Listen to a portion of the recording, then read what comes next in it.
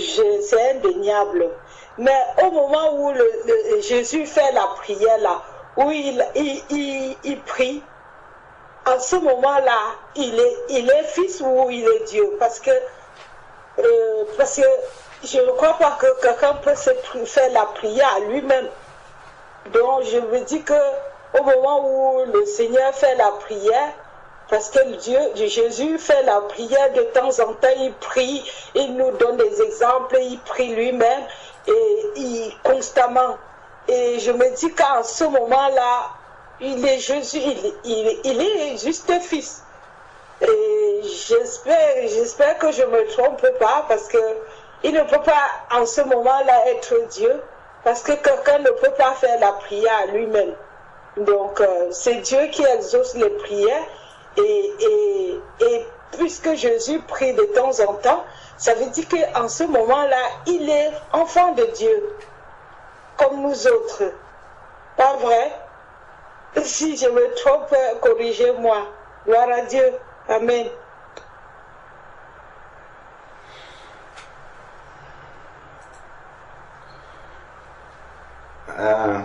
Sœur Ingrid. Oui, frère. Il y a une expression que tu as utilisée où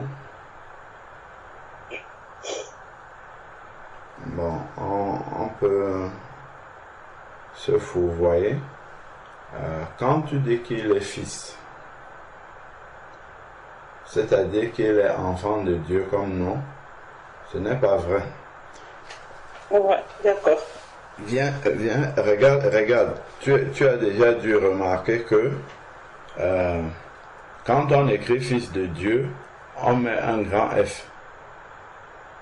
D'accord. Par contre, quand on dit les enfants de Dieu ou bien les fils de Dieu, comme par exemple, même quand on parle des anges dans Job, on va dire les fils de Dieu étaient réunis, on va mettre un petit F. Mais pour Jésus, quand on parle de fils de Dieu, on met toujours un grand F. C'est parce qu'on n'a pas le temps d'entrer dans les détails. En fait, fils de Dieu, ça signifie Dieu fait chair. C'est ce que ça veut dire. Ça ne veut pas dire enfant de Dieu au sens de enfant de Dieu comme nous. C'est pas ça que ça veut dire. Ça veut dire Dieu manifesté en chair. Comme Timothée va dire que le mystère de la piété est grand, Dieu a été manifesté en chair. C'est ça, fils de Dieu. Fils de Dieu, en fait, c'est Dieu venu en chair.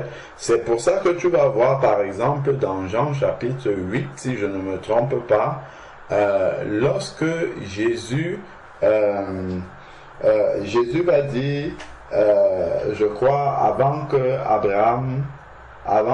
Abraham fût, je suis. Donc, les Juifs, eux, ils comprenaient bien ce que ça signifiait. Ce que nous, on a du mal à comprendre. Parce que les Juifs, eux, ils connaissaient, surtout les pharisiens, les scribes, ils connaissaient bien les Écritures. Donc, ils vont dire à Jésus que toi qui es homme, tu veux te faire Dieu, parce qu'il a dit qu'il est fils de Dieu. Parce que pour eux, fils de Dieu, ça signifie Dieu venu en chair, le Messie. C'est ça, le Messie qu'ils attendaient. Fils de Dieu avec un grand F, ça signifie Dieu venu dans la chair d'un être humain. Ça ne signifie pas enfant de Dieu, fils, comme nous, on peut avoir nos fils, nos garçons, nos filles, ainsi de suite. Et ça, c'est vraiment un point sur lequel on se mélange. C'est pour ça que les gens, souvent les gens mélangent, ils confondent un peu. Jésus n'est que fils, il n'est que fils de Dieu, il n'est pas. On pense que n'être que fils de Dieu, ça veut dire enfant de Dieu comme nous, non. Fils, ça veut dire Dieu manifesté en chair. C'est pour ça, en fait, quand Thomas va le voir, il va dire, quand il va mettre les mains dans son côté, il va voir que Jésus a vraiment été crucifié. Et c'est dans Jean chapitre 20, il va dire mon Seigneur et mon Dieu. Et Jésus ne va pas le reprendre. C'est ce qu'il va dire. Mon Seigneur et mon Dieu. C'est comme ça qu'il va le dire.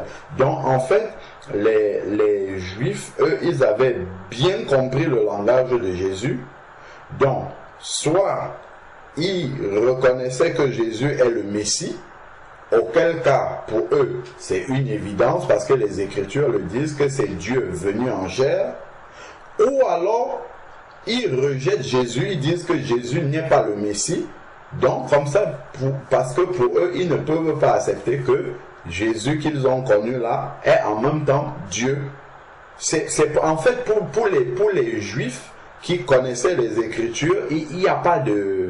Les questions que nous on se pose là, on se dit, il est fils de Dieu, il n'est pas Dieu. Les Juifs, eux, ils n'ont pas ça. Soit c'est le Messie et c'est Dieu venu en chair, parce que c'est écrit depuis la Torah là-bas, que Dieu, parce que c'est écrit, il n'y a d'autre sauveur que moi, l'Éternel. Et les Juifs, ça, ils ont lu dans la Torah. Donc, si quelqu'un vient, il s'appelle le Sauveur aussi, ça veut dire que c'est Dieu venu en chair. Et donc, les Juifs, pour eux, c'est pour ça qu'ils ont lapidé Jésus. C'est même pour ça que Jésus a été tué. Hein. C'est pour cette raison-là que Jésus a été tué. Et parce qu'on a dit, le roi des Juifs. C'est le motif que Pilate a écrit sur la croix de Jésus avant de le crucifier. Jésus, roi des Juifs. Et les Juifs ont demandé à Pilate d'enlever cette inscription-là. Ils ont demandé ça étant fâchés. Pilate a dit ce qui est écrit. Parce que Jésus, roi des Juifs, ça veut dire que c'est l'Éternel en fait. Parce que le seul roi des Juifs, c'était l'Éternel. Voilà pourquoi dans 1 Samuel, je crois, chapitre 8, lorsque les Juifs sont venus dire à Samuel que tu es vieux et tes enfants ne marchent pas dans tes voies, il faudrait que tu nommes sur nous un roi pour que le roi là puisse régner sur nous. Samuel était irrité. Quand il est allé voir Dieu, qu'est-ce que Dieu lui a dit? Dieu lui a dit que ce n'est pas toi qui les rejettes, c'est moi qui les rejette afin que je ne règne plus sur eux comme roi. Parce que Dieu est le seul roi d'Israël. Alléluia. Donc quand on a écrit sur la croix de Jésus, Jésus, roi des Juifs, ça voudrait dire en fait Jésus est éternel. Et c'est pour ça que ça énervait les Juifs. Ils ne voulaient pas qu'on écrive ça. Parce que pour eux, Jésus ne peut pas être le fils de Dieu, en fait. Pour eux, tout simplement. Parce que pour eux, dire que Jésus est le fils de Dieu, ça veut dire que c'est Dieu venu en chair.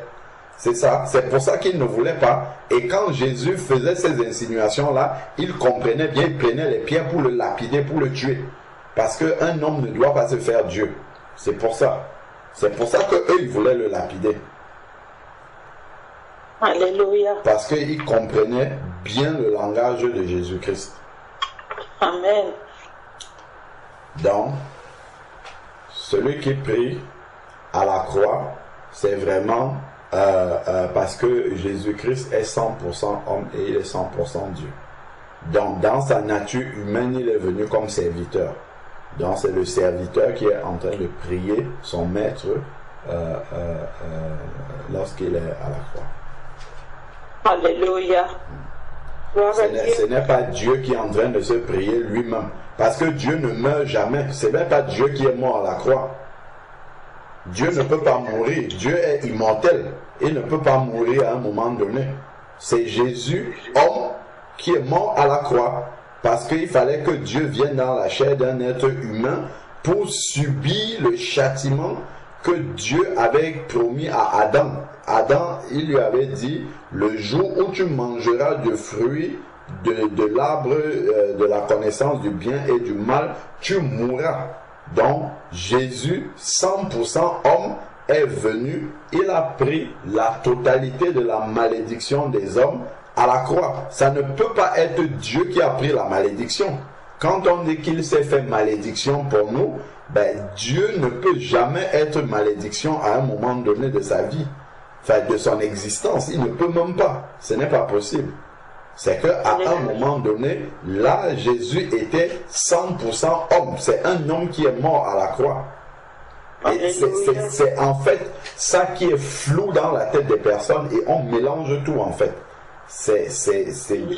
Dieu peut se dépouiller de sa nature, de sa nature divine au moment où il était en train de mourir à la croix. Et c'était l'homme 100% homme qui a obéi à toute la loi de Dieu. C'est lui qui était en train de mourir à la croix là. Ce n'est pas Dieu qui est mort. Parce que Dieu n'est jamais mort. Amen. Amen. Amen. Gloire à Dieu. Merci beaucoup pour cette éclairance. Alléluia. Amen. Amen. Juste pour ajouter quelque chose à ce que le frère a dit, c'est que Dieu, Nombre chapitre 23, verset 19, nous dit ce que Dieu n'est pas.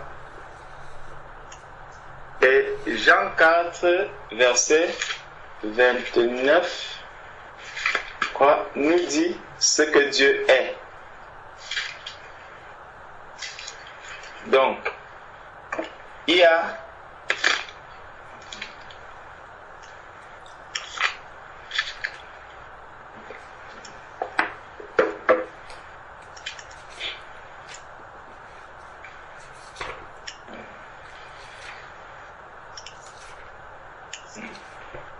Jean 4, 24 nous dit Dieu est esprit.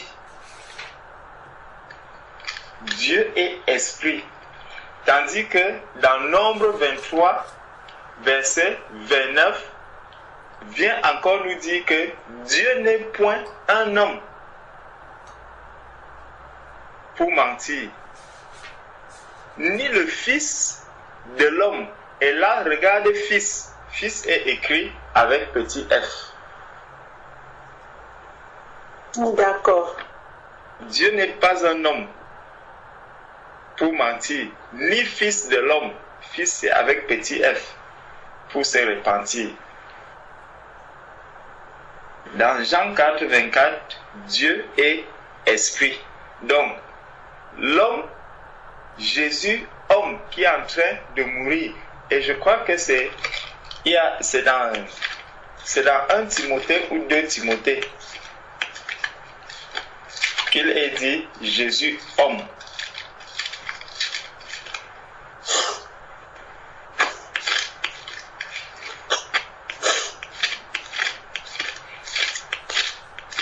C'est l'homme qui meurt à la croix. Jésus homme.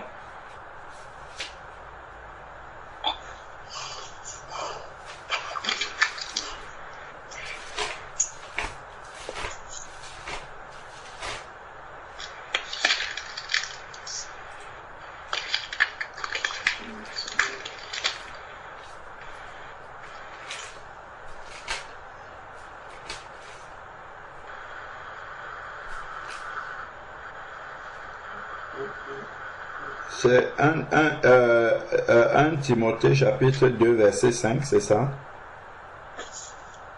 Chapitre 2.